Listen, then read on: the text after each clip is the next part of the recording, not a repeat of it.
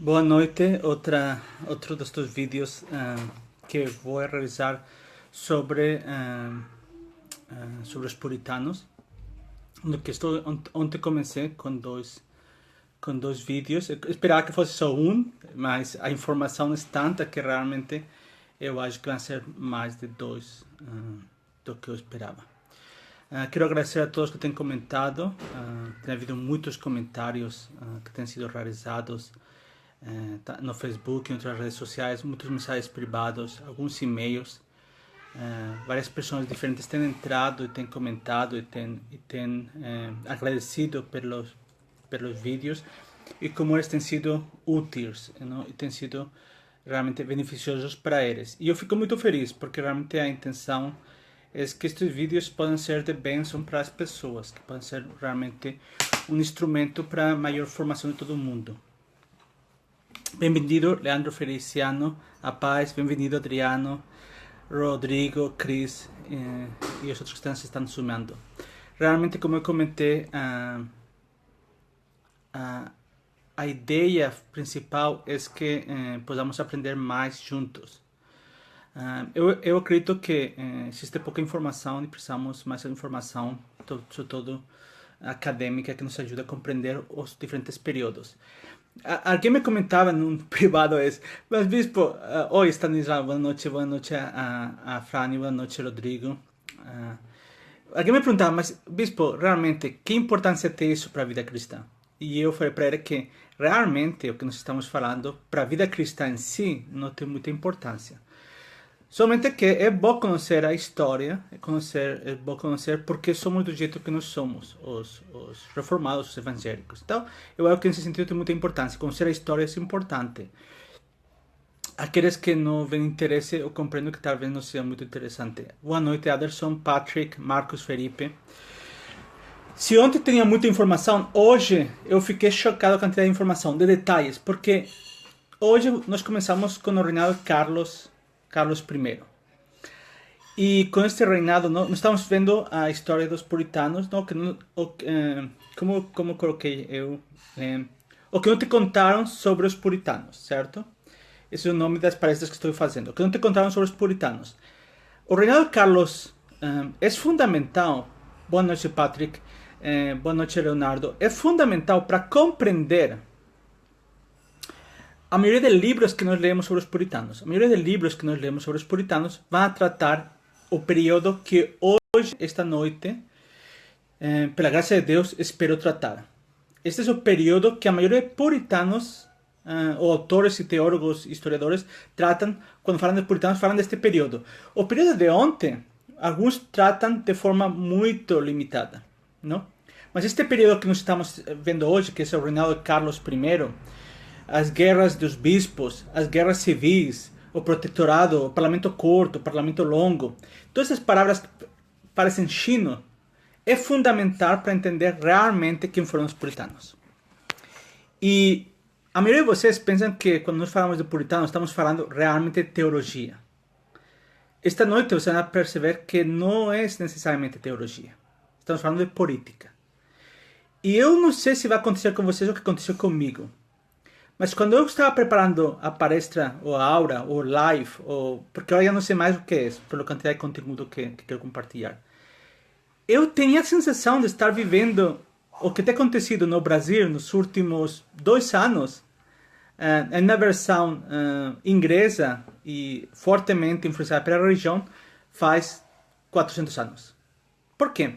Bem, eu espero que vocês escutem e possam perceber aqueles motivos por quais eu vejo muitas coisas que nós temos visto. Vamos a verlo no Parlamento Longo. No Parlamento Longo, muitas das questões que têm sido debatidas por nós nas redes sociais no último ano foram debatidas no Parlamento Longo. E é surpreendente. Só que aqui tínhamos presidente, lá tínhamos rei. Então, há fatores diferentes, mas tem alguns fatores semelhantes. Muito bem. Carlos, depois da morte de seu pai James, Tiago, ontem eu sempre falava Tiago, quando eu falo de rei Tiago, esse é o famoso rei James da Bíblia King James, certo? Ele ascende ao reinado em 1625. Ele é extremamente novo, quero dizer, ele tinha 24, 25 anos. Então, nós temos um rei novo, ainda que perspectiva de vida naquela época não era muito longa, realmente 25 anos era uma pessoa muito nova. Então, ele entra e uma questão que ele sabe é o seguinte: ele não é um rei preocupado com a teologia. A diferença do King James, do rei James, ou do rei Tiago, que estava muito interessado em teologia, estava muito ao dia. Oh, boa noite, Leonardo. Boa noite, Patrick. Não sei se Lucas, Marcelo, Matos. A diferença do rei Tiago, que era muito interessado em teologia, estava muito ao dia nos debates, ele conhecia e mantinha todo o dia a informação de teologia, o rei Carlos não estava nada interessado em teologia. Todas as questões teológicas não está interessado. A visão que tinha o rei Carlos sobre os puritanos era o seguinte: ele não entendia que os puritanos eram necessariamente uma corrente de pensamento teológico. O que via com os puritanos era um grupo de oposição no governo. E eram aquelas pessoas que sempre estavam causando problemas no governo. Então, Carlos que começa o seu reinado com um preconceito já com os puritanos. E é paradoxo, porque no início do reinado de Carlos, ele se define defensor dos acordos com Holanda, portanto, ele se define como um calvinista moderado, como um anti-arminiano, ele se define, e isso vai ser muito contraditório pelo próprio governo de Carlos. E ele não percebe que os puritanos eram essa proposta, não? Ele não percebe, porque ele realmente não está muito interessado com a questão de teologia. Então, quando Carlos entra, o arcebispo que está na liderança da Igreja da Inglaterra é o arcebispo Abbott, A-B-B-O-T, Abbott. E ele vai durar até 1633. Ele vai estar os primeiros 8 anos do governo do rei. Ele vai ser o arcebispo. Ele é simpatizante da Igreja da Escócia. Ele gosta muito da Igreja da Escócia, que é uma igreja reformada, protestante, presbiteriana. Ele é claramente antipapista. Ele também se define como um calvinista moderado. E ele é contrário às posições defendidas pelos arminianos. Esta é a posição que tem o arcebispo Abbott. Certo? E ele é que estaria. Carlos, em meio das lutas que tem, pensamos que estamos pensando no século XV, XVI e XVII. No século XVII, Espanha ainda é um império e uma das potências fortes. Ainda que no século XVII, Espanha deixará de ser um império, Inglaterra e França se levantarão como novos impérios juntamente com Holanda. Verdade? Mas em qualquer caso, quando Carlos entra a governar, ele percebe o seguinte, que Espanha é uma potência. E ele, Inglaterra, ainda está com muita debilidade. Portanto, ele casa com Henrietta Maria da França. França é um país católico que tem perseguido brutalmente, França perseguiu brutalmente, com verdadeiras matanças aos hugonotes. Os hugonotes foram, a noite, agora esqueci o nome, mas de onde vem a expressão sexta-feira 13, não? Que é porque aconteceu na sexta-feira 13, mas agora esqueci o nome de quando foi a matança de hugonotes em Paris, certo? Mas a questão é que os puritanos, quando descobrem que ele casa com uma princesa francesa, eles não veem a intenção de Carlos que buscar obrigado, Rodrigo, São Bartolomeu, a noite de São Bartolomeu. Eles não veem que Carlos está buscando uma aliança política para defender Inglaterra de Espanha. O que eles veem é uma aliança com o catolicismo romano. Essa é a visão que têm os puritanos. Os puritanos veem que essa aproximação a um país católico, em vez de aproximação a um país reformado, é contrário ao que eles pensam. Então, isso começa já a ser um problema, porque os puritanos começam já a ter uma queixa deles. O rei Carlos constantemente tem uma desconfiança com os puritanos. Ele não confia muito com os puritanos. Ele, como eu comentei, eles consideram opositores. Assim. Outra questão é que era um conflito entre o partido puritano e o rei Carlos, é que o rei Carlos acreditava profundamente no direito divino dos reis. O que significa o direito divino dos reis? Que os reis eram reis por direito e decreto divino. Então, isso hoje em dia, eu acho que poucos acreditamos nisso, não? Que um rei é rei por direito divino, verdade? Mas naquela época era uma questão extremadamente forte. Eram reis por direito divino. E para Carlos, aquilo era uma questão fundamental. Os puritanos tinham suas dúvidas, porque eles sentiam certa atração pelo que se chama naquela época republicanismo. Outra questão que acontece, se percebe rapidamente, é que Carlos não tem as habilidades que tinha o seu pai em tratar as diferentes posições teológicas existentes na Igreja da Inglaterra. Ele não tem habilidade para fazer isso. E finalmente,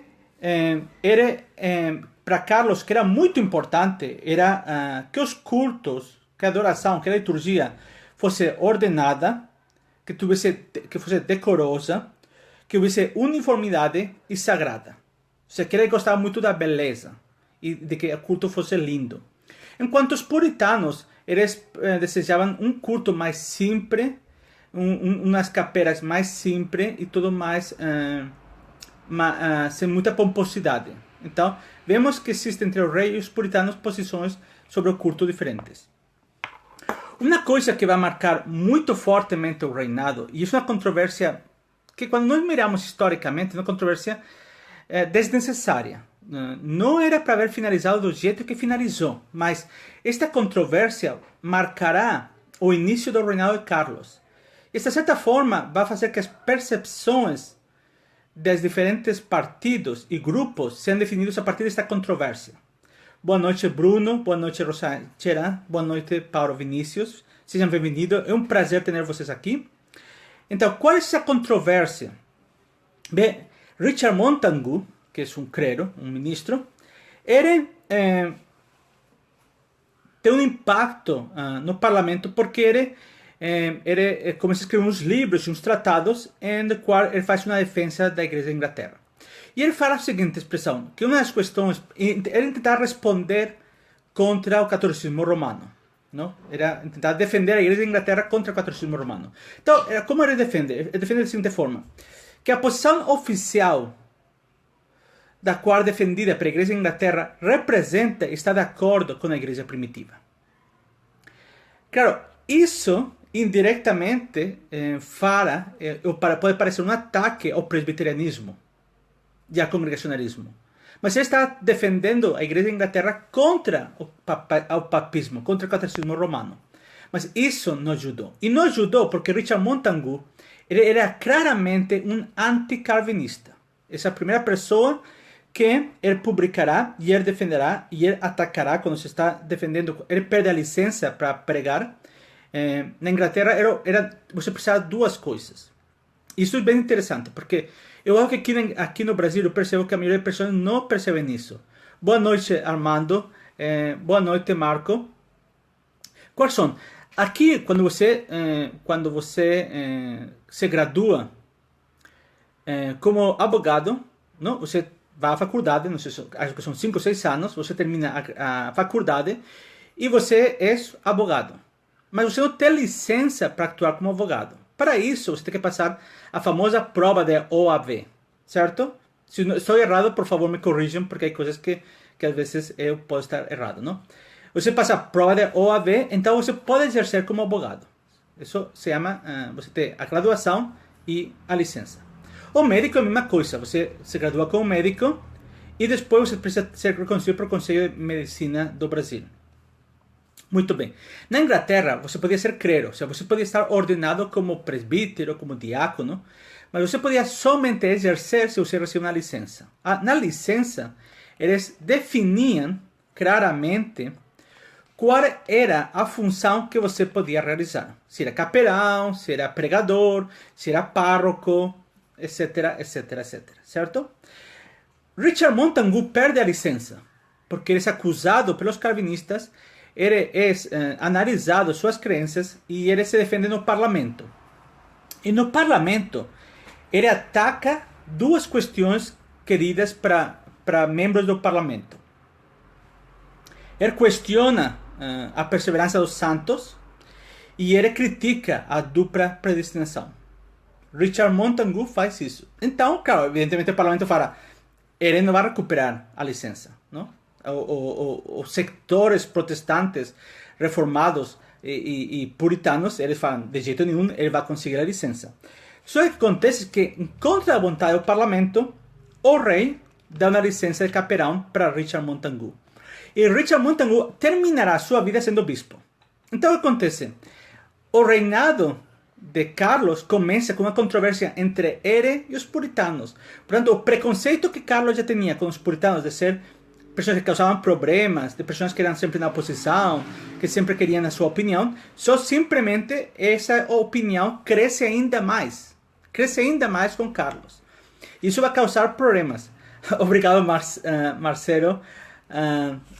Bem-vindo, Gerardo. Então, nós vemos que isso causa um conflito entre o rei e o parlamento. Ao mesmo tempo, no mesmo ano, estamos falando de 1625. Nos 1625. Ou seja, estamos falando dos primeiros meses e anos do Carlos como rei. Um rei jovem.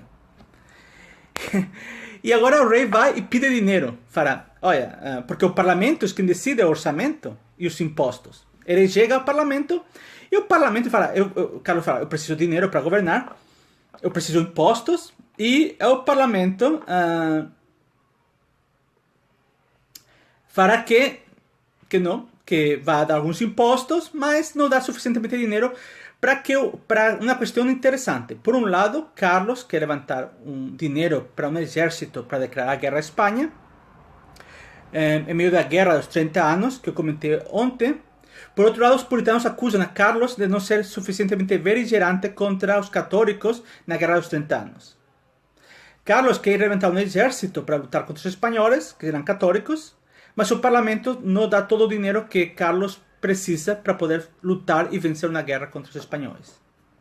Então você pode ver que há treta entre o rei e o parlamento. E o parlamento tem uma forte influência, uma fortíssima influência puritana. Então, de qualquer jeito, o rei vai e começa a se chamar a Guerra Anglo-Espanhola. Aí começa a Guerra Anglo-Espanhola e termina perdendo essa guerra. Na verdade, é uma guerra que está condenada a perder por falta de recursos econômicos. Mas o rei levanta acusações contra os puritanos, falando que talvez eles não sejam tão leais à sua coroa como eles pretendem ser. Por quê? Porque não deram todo o dinheiro que ele precisava para essa luta. O interessante é que, ao mesmo tempo, começa a perder influência o arcebispo Abad, que era um calvinista moderado. Não era puritano, mas era um calvinista moderado. Depois acontece uma guerra anglo-francesa que novamente se perde.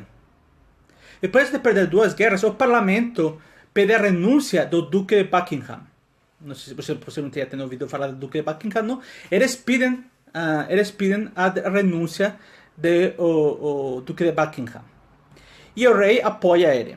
Em qualquer caso, o parlamento passa uma petição de direitos e o rei aprova, aceita, porque essa petição de direitos concede direitos ao parlamento, mas o rei perde poderes que ele tinha.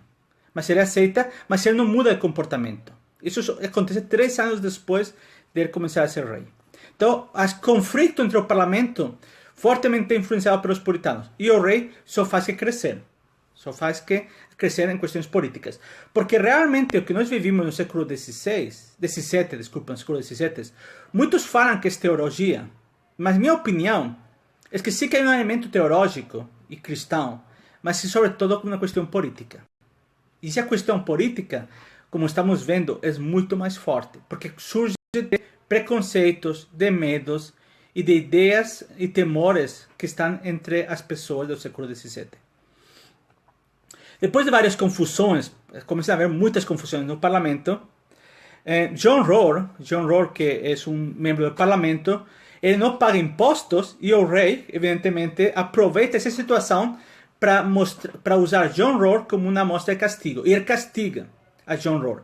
O parlamento, a ver um de seus membros sendo punidos pelo rei, eles se levantam em ira contra o rei.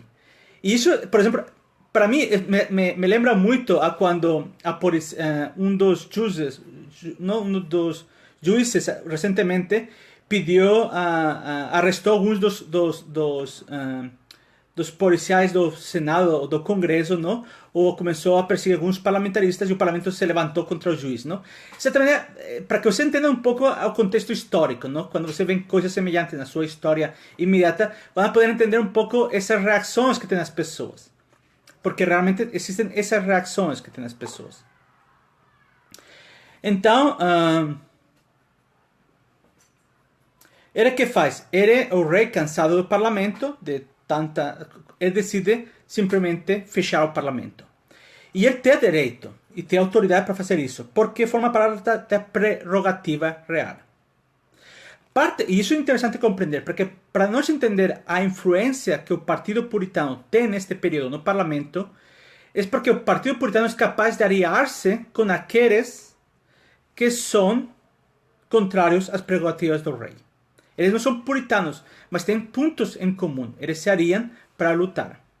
Isso é mais ou menos o que aconteceu, por exemplo, com o impeachment da presidenta, que partidos políticos que a vezes não têm nada em comum se aliam em um ponto comum para uma causa comum.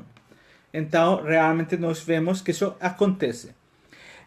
No futuro, os Whigs, que seriam o que hoje em dia se consideram liberais, acusam ao rei de ser um tirano, considerando esse período uma tirania.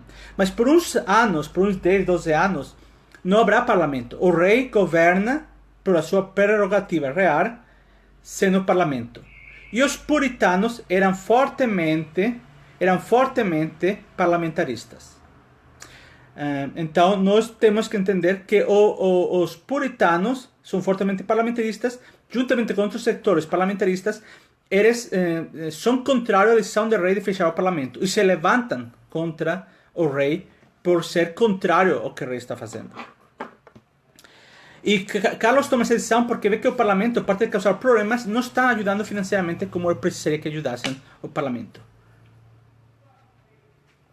Agora, o que acontece? Quando ele consegue tomar controle do governo e começa a governar, a questão surpresa é que o rei é pouco inteligente nos seus impostos. Ele coloca impostos, ele sube os impostos, coloca impostos abusivos, ele começa a não apoiar o livre mercado para beneficiar algumas pessoas, para que eles paguem mais impostos que outro.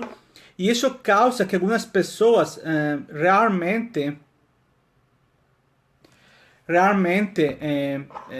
talvez se revoltem mais contra ele. A fato é que com a subida de impostos, a população começa a estar desatisfeita com o rei. Começa a estar descontenta com o rei. Novamente, isso lembra um pouco a subida de impostos no Brasil.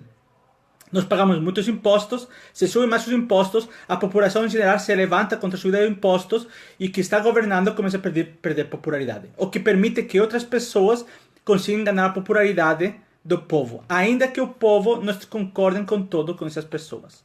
Você compreende a comparação do contexto atual do Brasil com o contexto da Inglaterra do século XVII. Muito bem, para piorar a situação, o rei começa a promover um partido religioso, um movimento religioso conhecido como laudianismo. O laudianismo não são necessariamente arminianos, porque existia o grupo dos arminianos, por exemplo, Richard Montagu. Richard Montagu era arminiano, era do grupo dos arminianos. O laudianismo é um pouco diferente. Existem muitas correntes teológicas e partidos teológicos dentro da Igreja da Inglaterra. Quando nós ouvimos ou nós lemos, na maioria de livros que contam a história do puritanismo, das brigas entre puritanos e anglicanos, eles cometem um erro histórico. Porque realmente esses autores, esses teólogos, deveriam de falar que as brigas eram entre laudianos e puritanos.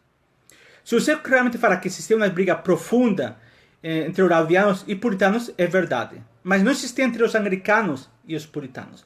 Porque os puritanos eram anglicanos. Então nós temos que compreender isso claramente.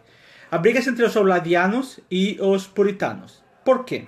Bem, vamos começar a analisar. Aqui é onde entra o aspecto teológico. Boa noite, Armando Muniz. Aqui nós vamos ver as diferenças teológicas que existem entre os laudianos e os puritanos.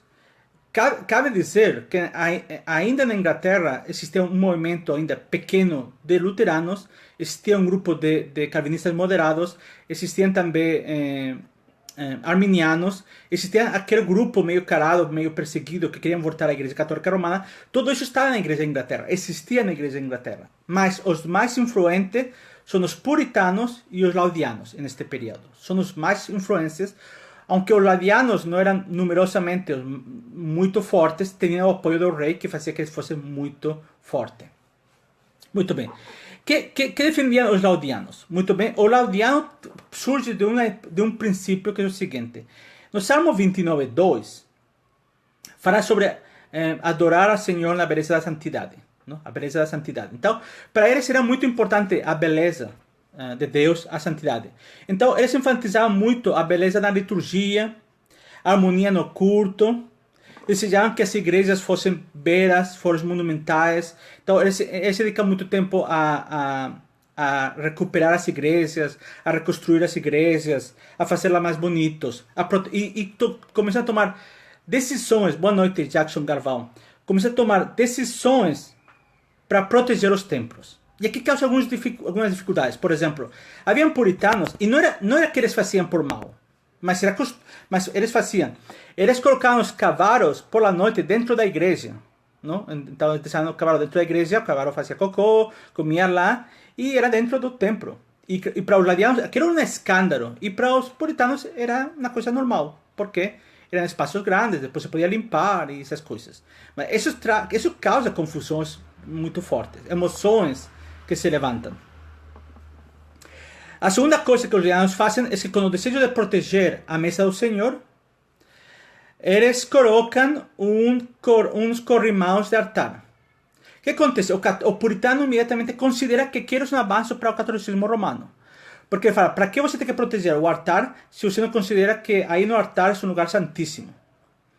E para os laudianos era uma forma de exaltar, porque na mesa do Senhor estava a presença real espiritual. Ou presença real. Enquanto para os puritanos era uma aproximação muito forte ao catolicismo romano. Sobretudo porque a mesa do Senhor, que está naquele momento, a Igreja da Inglaterra colocava no meio do coro, ou no meio da nave da igreja, ele agora é colocado na área este da igreja, contra a parede.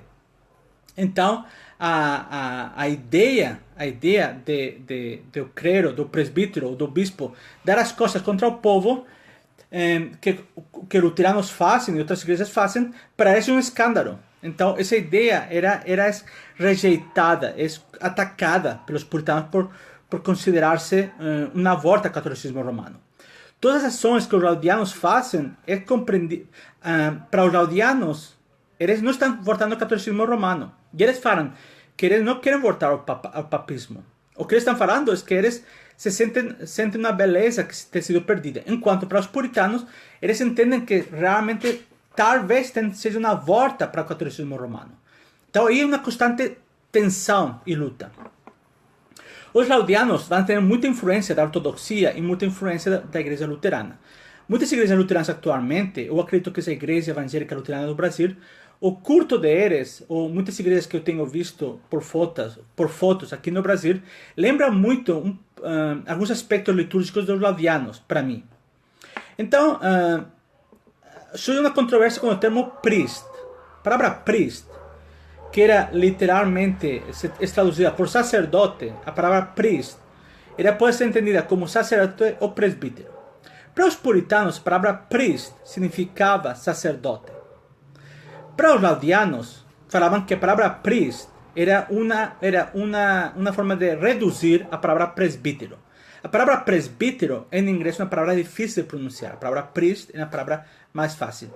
No inglês antigo, a palavra priest não significa necessariamente sacerdócio. Mas porque os católicos romanos usavam a palavra priest, os puritanos pensavam que era uma palavra que era usada. Que era uma volta ao catolicismo romano, que era uma volta ao sacerdotalismo. Então causava mais problema entre eles. Os laudianos, eles começam a celebrar novamente o Advento, uma prática que havia desaparecido no século XVI com Thomas Cranmer, agora volta à igreja, a celebração dos puritanos. a celebração do Advento. E os puritanos se colocaram as mãos na cabeça falando, meu Deus, não? Outro aspecto do catolicismo romano voltando para a igreja. E há questões fundamentais que começam a haver conflitos. Os laudianos não aceitam a concepção do Sinode de Dort, ainda que não necessariamente aceitavam a posição dos arminianos. Alguns deles eram arminianos, alguns deles eram mais próximos a luteranos, alguns deles eram uma mistura de diferentes posições. Mas os laudianos odiavam, não aceitavam de nenhum jeito duas coisas que eles consideravam realmente inaceitáveis. Uma era a dupla predestinação. Os laudianos escreverão profundamente muitos textos contra a dupla predestinação. Eles acham que a dupla predestinação fazem de Deus um Deus que não é compassivo, que não é amoroso. E os laudianos têm uma grande dificuldade. Para os puritanos, a dupla predestinação é bíblica e a palavra de Deus ensina. A outra questão que os laudianos têm uma grande dificuldade é a ideia que Deus não morreu por todos, que Deus só morreu por alguns. Isto causou uma sensação de que esse Deus que estava sendo pregado pelos puritanos era um Deus que realmente que não era compassivo com os homens. Seja bem-vindo Fredson, seja bem-vindo William Roberto. Então, o que acontece? Nós vemos umas controvérsias muito fortes em aspectos centrais dos puritanos com aspectos centrais laudianos e eles chocam, eles conflitam, certo? E os laudianos começam a suspeitar que os puritanos, a intenção dos puritanos, no fundo, é uma posição separatista. Que os puritanos têm essa posição, ou eles conseguem mudar a igreja, ou eles vão sair. Então os laudianos não tomam a sério os puritanos, porque falam, vocês só estão aqui se vocês conseguirem o que vocês querem. Do contrário, vocês vão embora. O fato de que um grupo de pessoas saem da Inglaterra, vão à Holanda e vão para o Novo Mundo, confirma isso.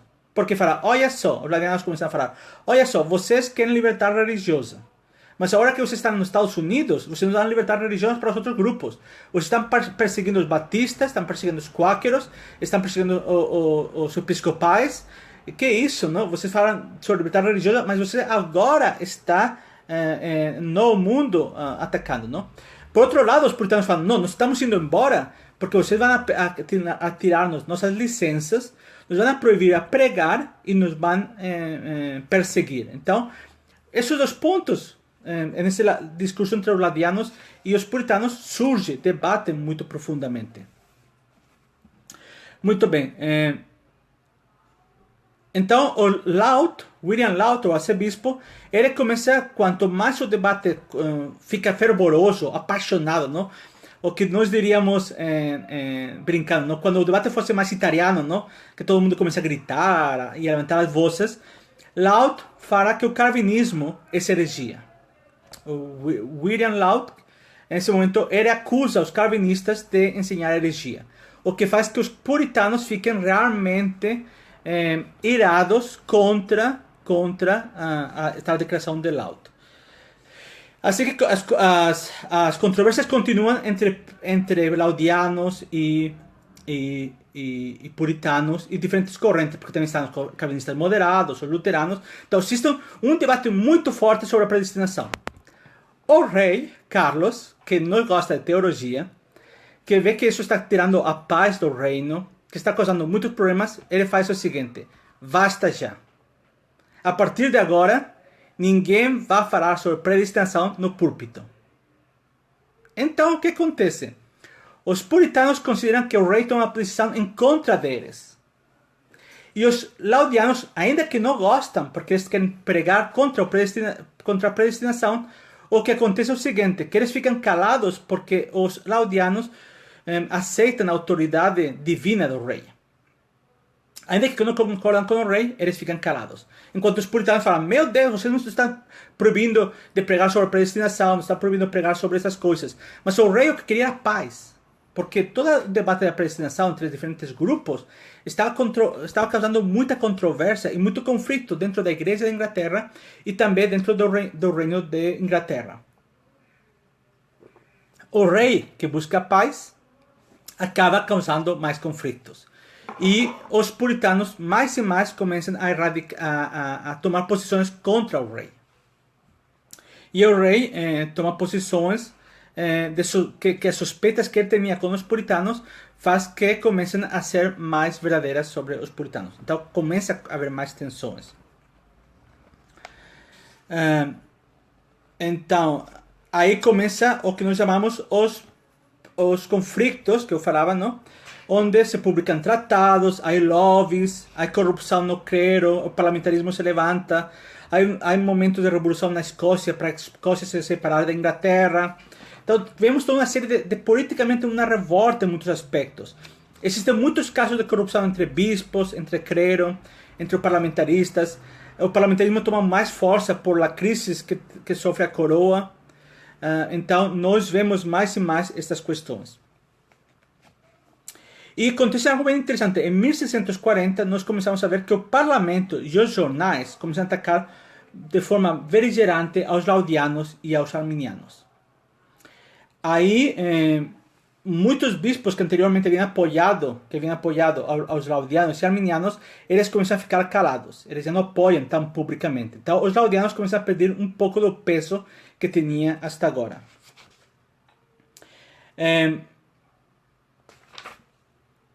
Es que estou vendo que algumas coisas já comentei. Então, e diante de toda esta situação de corrupção de clero, de subida de impostos, de parlamentarismo, de insatisfação, debates teológicos, proibições, começa a haver pequenas revoltas em diferentes lugares.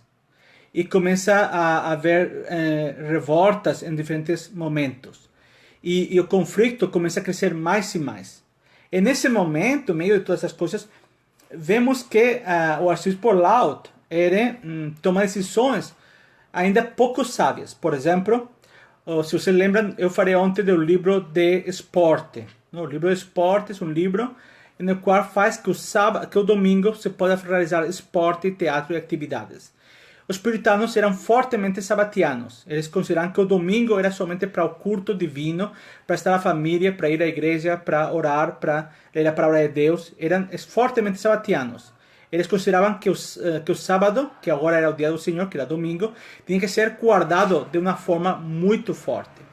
O livro de esportes, ele critica, ele elimina esse aspecto, legaliza os esportes no domingo. Se o arcebispo Abad ele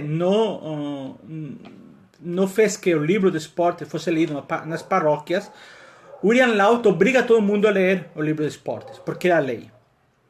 E a paróquia era o lugar onde as notícias e as informações eram passadas. Eram centros comunitários onde as informações eram passadas. As pessoas chegavam lá e recebiam as informações do que estava acontecendo, sobretudo aquelas paróquias que estavam mais no campo, estavam longe de centros urbanos. Isso acontece. Aqueles ministros que decidem por convicção não ler o livro de esportes, eles perdem a licença. Não podem mais exercer como ministros. E a maioria de pessoas que se negam a ler o livro de esportes são puritanos. Então os puritanos consideram que essa medida é contra eles. Por outro lado, os laudianos falam, novamente os puritanos estão causando problemas, estão causando casos, estão causando coisas que não são necessárias, estão sendo revoltosos. E não querem obedecer à lei da nação, não querem obedecer à lei civil. Se eles não concordam com a lei civil, eles não querem obedecer à lei civil. Então, o que acontece? Nesse momento, muitos dos puritanos perdem a licença, porque se negam a ler o livro de esportes nas suas paróquias e são retiradas. Então, isso cria um ambiente de que os puritanos se sentem perseguidos, fortemente perseguidos, porque perdem a licença e sem a licença não têm capacidade de pregar ou pastorar as paróquias dos quais têm que cuidar. A outra questão interessante é que se enfatiza Laud, ele começa a enfatizar de uma forma muito forte a uniformidade da liturgia. Ele considera que se o país tem que ser um país com uma só mente, é importante que o culto seja só um e que o culto seja realmente obedecido. O interessante é que o livro da oração comum ele tinha sido estabelecido por vários anos, mas sempre se havia permitido certa liberdade. Se sabia que alguns ministros faziam um culto mais breve, que alguns faziam uma pregação mais longa, certo? E se permitia. Ainda que o livro da oração comum não permitia, eles faziam a vista grossa para que as pessoas pudessem aceitar. Lau termina com isso. Lau fala o seguinte: se você não obedece literalmente o que o livro da oração comum fala, você vai perder a licença. Você não vai poder ministrar. Novamente, isso revolta muito os puritanos, porque os puritanos acreditam que a pregação da palavra é fundamental e que vale a pena, talvez, simplificar um pouco curto para ter mais tempo para pregar. Então, William Laud fala que de jeito nenhum. Então, ele, com a lei no seu lado, ele impõe isso, causando mais insatisfação, ainda mais insatisfação com os puritanos. Considerando-se um ataque contra os puritanos. Isso juntamente com que alguns bispos laudianos, eles vão mais longe disso. Eles começam a obrigar os seus ministros a obedecer às práticas ritualistas e cerimoniais laudianas, que eu comentei anteriormente. Que não eram obrigatórias, que não havia nenhuma lei que obrigasse, mas o bispo tem autoridade para obrigar, então ele exerce essa autoridade que tem como bispo, o que causa mais conflitos. E o último ponto, que já é para os puritanos, o último ponto de mais conflito, é que os laudianos, William Laud, ele volta a colocar vitrais nas igrejas. E os puritanos consideram que esses vitrais é idolatria e são imagens próprias do papismo e da Igreja Católica Romana. Tudo isso causa uma situação de realmente conflito. Teologicamente, William Laud, o laudismo e o puritanismo se encontram em uma carreira de choque. Eles parecem dois trens a toda velocidade que vão a chocar e explodir um contra o outro. Eu pessoalmente, se me permitem, eu acho que por parte de William Laud houve pouca sabedoria. Sabendo que ele não tinha muito apoio em todos os lugares, ainda que tinha o apoio do rei e da lei civil, ele não foi muito sábio não tentar buscar um lugar comum. A rainha Elisete buscou o acordo presbiteriano, onde tentaram um acordo comum, que todo mundo estivesse mais ou menos satisfeito. Que às vezes tentamos que todo mundo esteja satisfeito e todo mundo está insatisfeito. A diferença agora é que se vê um conflito de interesses de que todo mundo